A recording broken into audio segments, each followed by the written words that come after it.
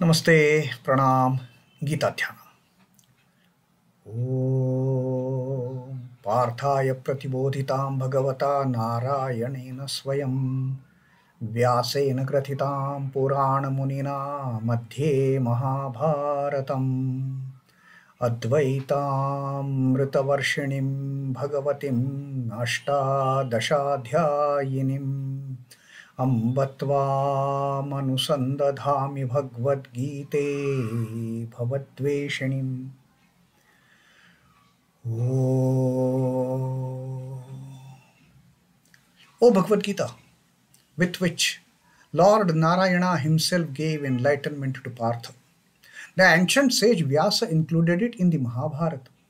O Goddess, showerer of the nectar-like knowledge of non-dualism contained in your 18 chapters, O my affectionate mother, the destroyer of rebirth, I meditate upon thee. Krishna Vandana. Vasudeva Sutam Devam Kansachanuramardanam Devaki Paramanandam Krishnam Vande Jagadgurum. Son of Vasudeva, the slayer of Kansa and Chanur, extreme delight for Mother Devaki. O Lord Krishna, the supreme teacher of the universe, my salutations to you. Srimad Bhagavad Gita, Moksha Sannyasa Yoga, 18th the Adhyay. And Sri Krishna is now winding up his teachings. Sri Krishna has elaborately told about how what is our duty, how we should perform our duties. He taught us about jnana, bhakti, karma, dhyana, everything. And having told us about everything in terms of these various types of the yoga systems, then Sri Krishna said that ultimately, what is the use of a teacher telling to somebody, to some student? The student should assimilate it, isn't it? So that's why Sri Krishna said that having told you all this great teaching, all this sacred teaching, now put it to use. Then Sri Krishna has told how some people put it to use in a different way. Some people use it for their salvation by spreading my words among other devotees. Some people who are not that fortunate enough, or those who cannot get to that level of grasping my words in totality, they start studying my words. They start studying my teachings. They become ardent students. Those who have understood each and every teaching of mine, of course, they are great, dearmost to me, no doubt about it. They come to me, they become one with me. But even those who have not totally grasped my words, those who have not gained mastery, those who have not assimilated my words in their day-to-day life, my teachings, those who have not brought them in their day-to-day life, even if they start studying what I have taught, they also get into that mold of becoming my great devotees. They also become dear to me because they are actually performing the jnana yajna. And the whole majority of people who don't even get that opportunity to study the teachings of the Lord, is there no hope for them? Sri Krishna says, no, there is hope for them too. Even that lot who cannot study my teachings, even if they listen to my teachings from those who have learned them, from those who have studied them, even if they listen to my words with full faith and without malice towards anyone, even they are on the path of liberation. Shraddhavan anasuyascha shrunayadapi yo naraha. That person, even if he listens to my words with full shraddha, with intense faith, with feeling of oneness with my teachings, and anasuyascha, and also free from malice, free from hatred, free from scorn, and that person also, saha api muktaha, that person is also as good as free. He is liberated from the cycle of birth and death. He gets into that holy plains Saha api muktaha shubhan lokan prapnuyat. Having attained to the higher and pure and holy worlds, punya karmanam, because of this holy deed that he has done of listening to my words, with listening to my teachings with full shraddha and without malice towards anyone, without scoff towards anyone, without jealousy, anger, hatred towards anyone, because at least that person has now understood that it is the Lord who dwells in all the beings. At least that understanding, and therefore there is no anusuya. There is no hatred, no jealousy, anasuya. Asuya is jealousy, hatred. There is no jealousy, there is no hatred, there is no malice, there is no ill feeling for any of the beings. There is no ill feeling towards my teachings also. Because now that person has at least reached that level of realizing oneness with all, realizing the presence of the Lord in all, that the same Lord dwells in all beings. He has come to that stage that he stops hating anyone, he stops having ill feelings for anyone. Now even that person, Sri Krishna says, yes. So having told us this particular great truth, that how the listeners of Bhagavad Gita, teachings of the Lord in Bhagavad Gita, the students of the Lord's teachings in Bhagavad Gita, and those who have assimilated the Lord's teachings in Bhagavad Gita in their day-to-day life and sharing it with others, how all these three categories of people, they are set on the path of liberation. Forget about those four. Sri Krishna says, just don't even think about it. They have to be in this cycle of births and deaths till they get an opportunity to somehow come out of it. Till then, they have to get into the cycle of birth and death, birth and death, birth and death. Millions and millions of lives and deaths they will live and die. So this is having told about the great truth of the outcome of the one's association with Gita in whichever manner, whether just listening or whether studying or gaining expertise over the teachings of the Lord. These categories of people, they are set to get liberated, they are set to attain moksha, they are set to attain mukti. Now, after having explained this entire teachings, this wonderful song Celestial, Sri Krishna has sung for his beloved pupil Arjuna. Having sung this song Celestial, now what will a teacher do? After the course is over, naturally the teacher has to ask student, have you got anything out of my teaching? Have you understood anything? That is what any teacher will ask. And this is exactly what now Sri Krishna is asking Arjuna. Sri Krishna is asking his beloved child. Now all the teaching for that matter is over.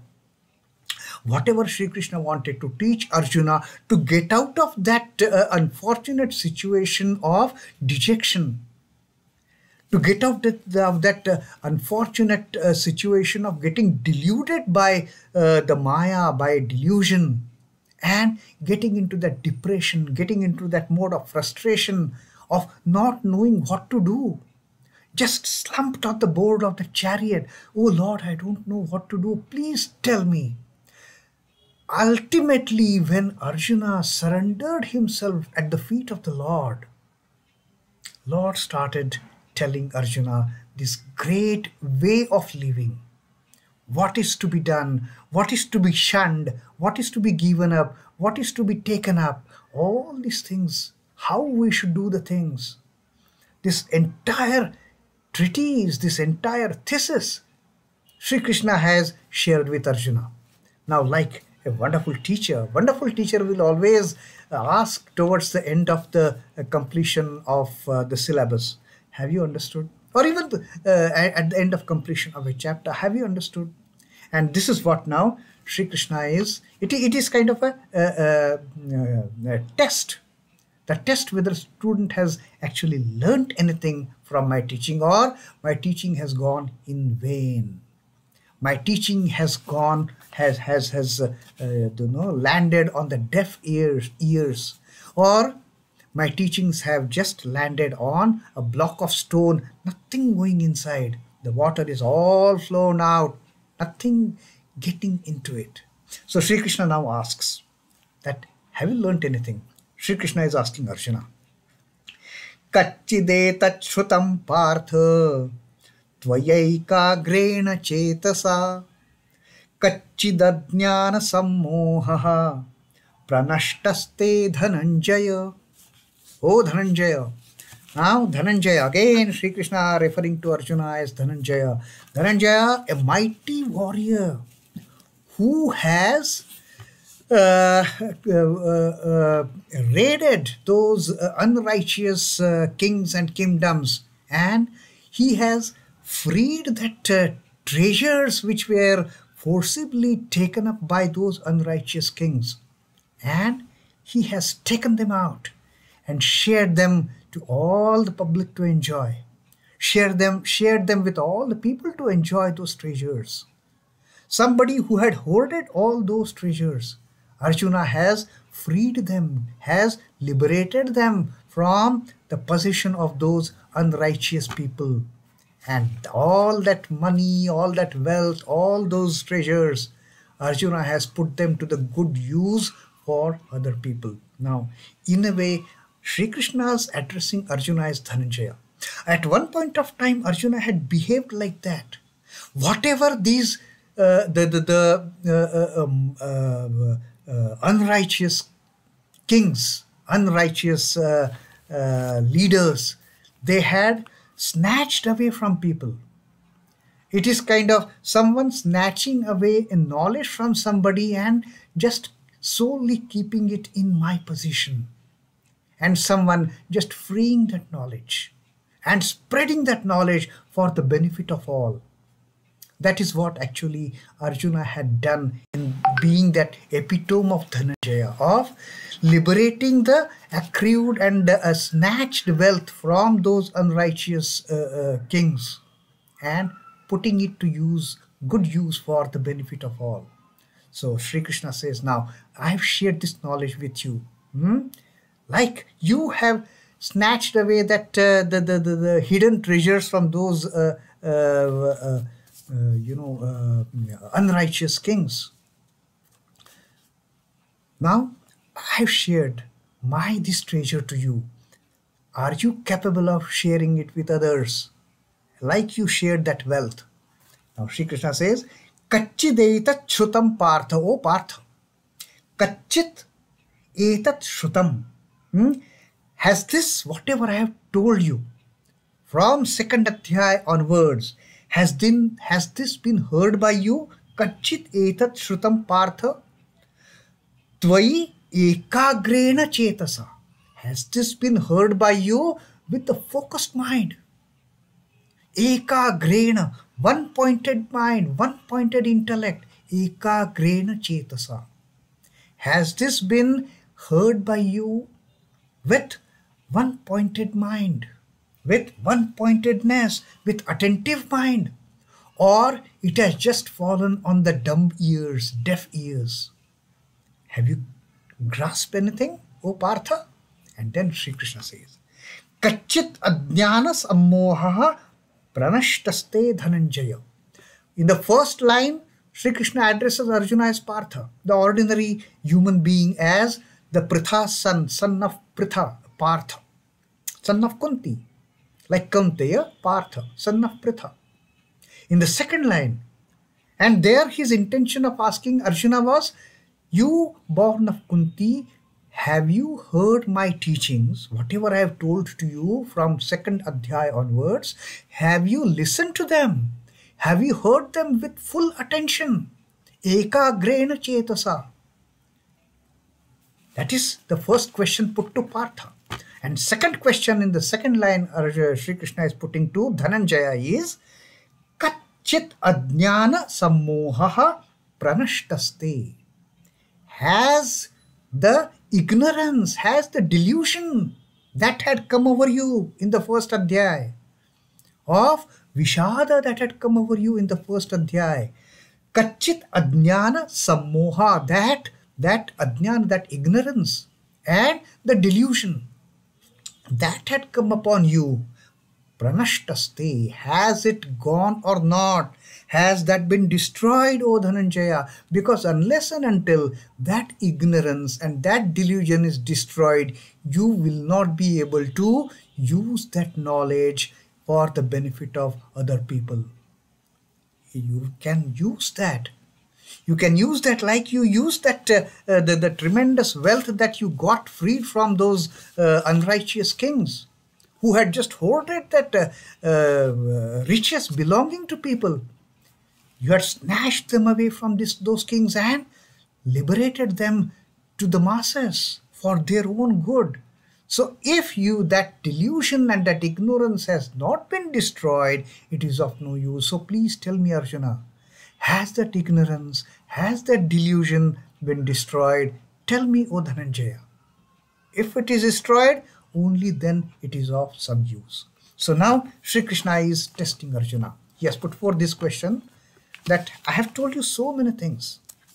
I have told you so many things in earnestness to save my child, to save my beloved pupil, to better my beloved child. Have you heard anything with rapt attention? Have you heard my teachings with full attention, with ekagrachittena? Has anything gone inside with that consciousness, with that conscious hearing, with that single-minded attention? And if so, has that ignorance and has that delusion which had prevailed upon you, that you had slumped on the footboard of this chariot, throwing away your bow and arrows, and like a poor dastard child, you had just gone into the state of delusion, you had gone into that state of ignorance. Now has that stage got destroyed? A perfect question at the end of completion of syllabus from teacher to student, right? So concentration of mind is criteria for comprehensive reception of any message delivered, any teaching delivered. Unless and until our mind is concentrated, is focused, is one-pointed, is attentive, we cannot listen to anything. We may hear so many things, but we cannot listen. It won't reflect in our intellect. We will only listen, we will only hear. It has to reach our intellect so that we can assimilate it. Therefore, that one-pointedness, and that is the most pertinent question Sri Krishna has asked him. Have you heard it with one-pointedness? Or I am just blabbering blah, blah, blah, blah, blah, and nothing is being heard by Arjuna. Arjuna is not listening to anything. Enlightenment is possible to that mind only which is fixed in concentration. Only when we are concentrated. When we do meditation, we are always told by our gurus that we have to concentrate on the flow of our thought. When we meditate, we concentrate on a single focal point. When we do the guided meditation, we are told to focus on our chosen ideal sitting in the heart, sitting in that huge pious chamber of our heart. Heart, in a sense, the anahata chakra that we possess. Each one of us possesses. So that is where the power of concentration truly is required to assimilate anything, to get that enlightenment from the teaching. Otherwise, it is just, getting onto the deaf ears. The sunbeams gain in intensity as they are converged. We have all seen it. We have played with that lens so many times. When we put the lens between sun and the paper, all the sun's rays which are concentrated through that lens, they start burning the paper. That much of power that all these rays, which till then they are diverse, all the rays, when they are brought to one focus and make it concentrated through that lens, the paper starts burning. That much power is there when the rays are brought together, united with a single focus. If that happens with the scattered sun rays? What about our mind, which has immense possibilities of understanding each and everything? The true enlightenment only comes when we are focused, when our mind is focused, when our intellect is focused, when we are attentive, when we are ekagra chitta.